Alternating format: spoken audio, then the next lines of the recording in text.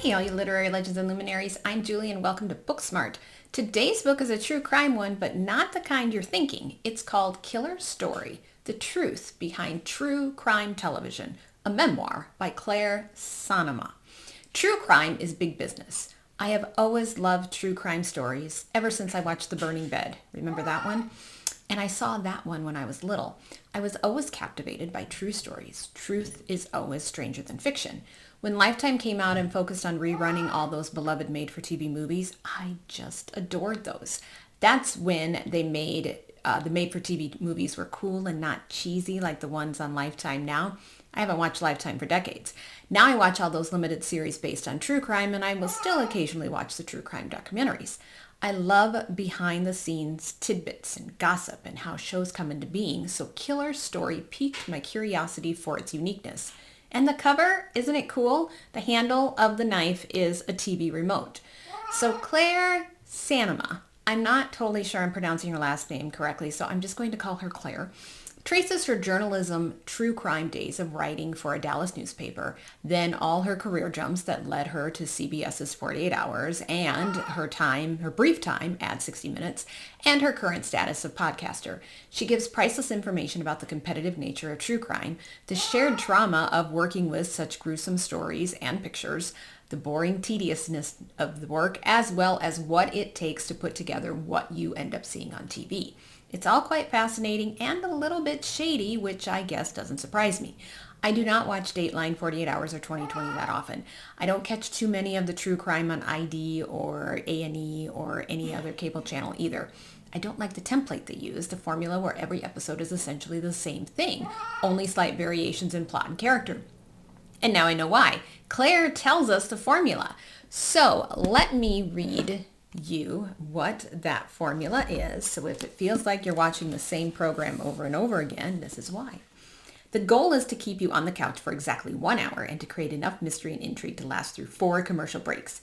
Here's the TV formula. Act 1, a glorified trailer that kicks off the episode in media res, that is, with the action already in motion. Ideally, there's a 911 call, a crime scene video, and a breathless eyewitness account. Act 2, a retreat from the action to go back in time to before the murder.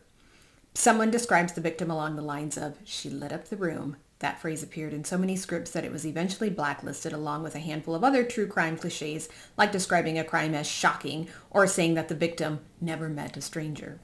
Act 3, the real meat and potatoes of the case is presented by walking the audience through the evidence and introducing the suspects. If possible, most of Act 3 will revolve around red herrings so that the actual killer comes as a surprise later.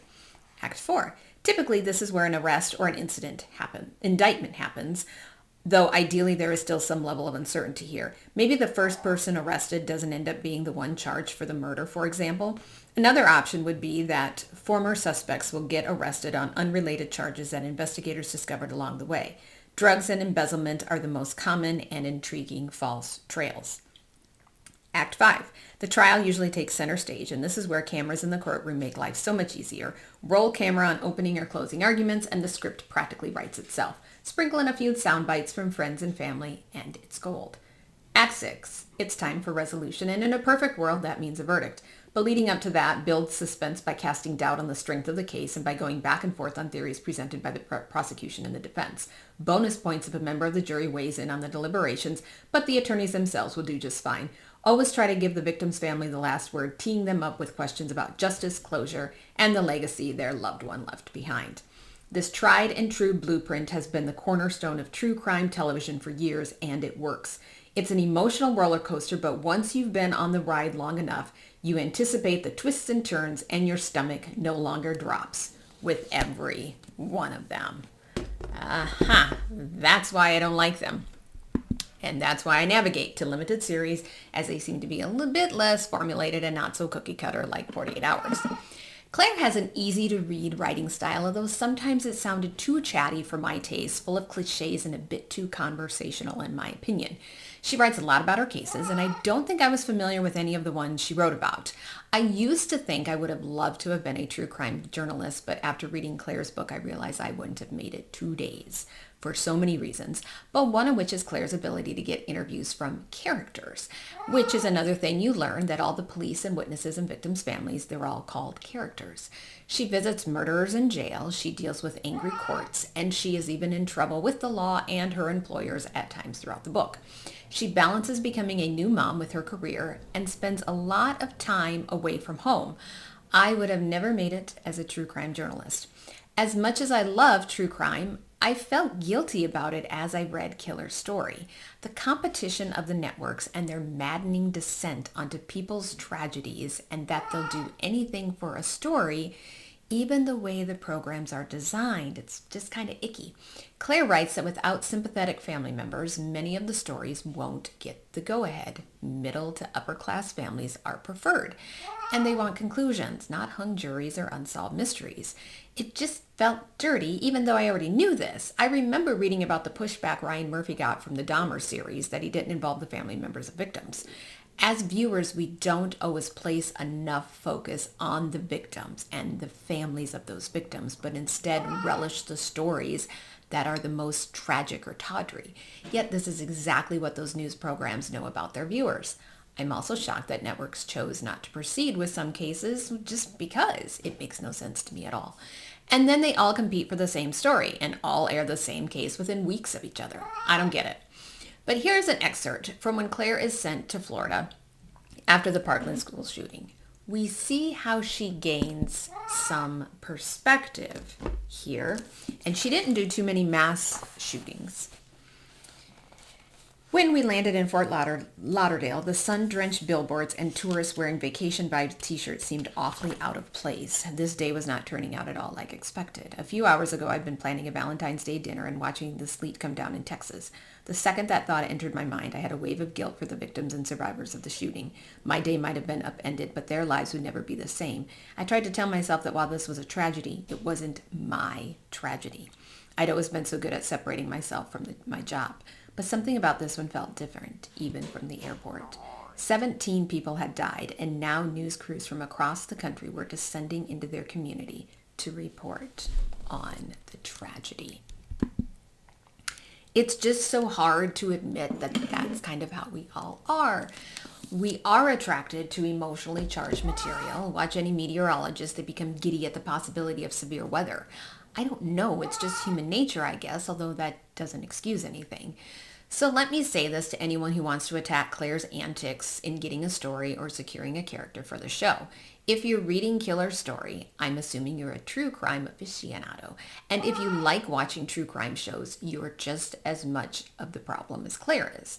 Shows like 48 Hours succeed because we as a society like true crime so much. Without viewers, there's no show. Even though I wasn't familiar with Claire's cases, here's a few of them in case some of you are much more well-versed in true crime than I am and you want to see her behind the scenes of these crimes. There's Michelle Williams, who shot her husband, Dr. Mike Dixon, who kills his ex-girlfriend's new boyfriend, Eric Williams, who killed 3 people, some from the courts or investigators, the disappearance of Christina Morris, the disappearance of Crystal McDowell, the capital murder for hire of Chasey Pointer, and the most prolific serial killer in the U.S., Samuel Little. Claire brings up some other cases in the book as well. My biggest complaint with Claire's memoir is that she gives us too many tedious details that don't matter all that much. I thought there was too much about people she worked with or even people in her cases, and sometimes she developed too much about her personal life that I didn't feel was necessary. You get unnecessary details about flight delays and hotels. It just takes up too much space in the book. It's about 350 pages long, and it's a small font, so it took me longer than expected to read it. I felt some darlings could have been killed in the book, no pun intended, but enough could have been edited out that it could have been at least 50 pages shorter. I also wish she would have written a little bit more about true crime podcasts, which are all the rage. Is the competition as fierce in podcasts, or is there room for everyone? But I've got to hand it to Claire for adding her own twist at the end, one that is truly inspiring. She encourages us to own our own stories. How much of what we create for others is no longer our property. She even brings up Prince, Oprah, and Dave Chappelle to emphasize that even those with big names and big talent may not own their own stuff. So let me read you this speech that she gives at Baylor, which is her alma mater. And it's way, way, way, way, way at the end of the book. It's like the last page of the book. But I have to read this to you because I think this really draws her whole book together. The fact is, 48 Hours is never going to cut in its producers and talent on the revenue stream of the show. Why should they? CBS News created the show, which is designed to make money for its parent companies, including Viacom and Paramount. But I started to wonder if I really wanted to spend the majority of my time creating content for other people to make passive income off of in perpetuity throughout the universe, which I think is a valid question that all content creators should consider. Isn't that all what we're trying to do on YouTube? Trying to own our own stories? If you are into true crime, you have to read Killer Story. It's a fascinating look at what all goes into making a true crime show. If you are a journalist or are wanting to be a journalist, you need to read Killer Story. Claire's experiences apply to much more beyond just true crime, like the overall competitive nature of journalism in general and what it takes to produce a show that attracts millions of viewers. And maybe, just maybe, the next time you're watching one of your beloved true crime shows, you'll think beyond the salaciousness and sensational and appreciate all that went into creating it, as well as recognizing how such tragedies affect those who experience them firsthand, the tragedies we call entertainment. Thanks for watching. As always, my goal at Booksmart is to get a little bit smarter, one book at a time.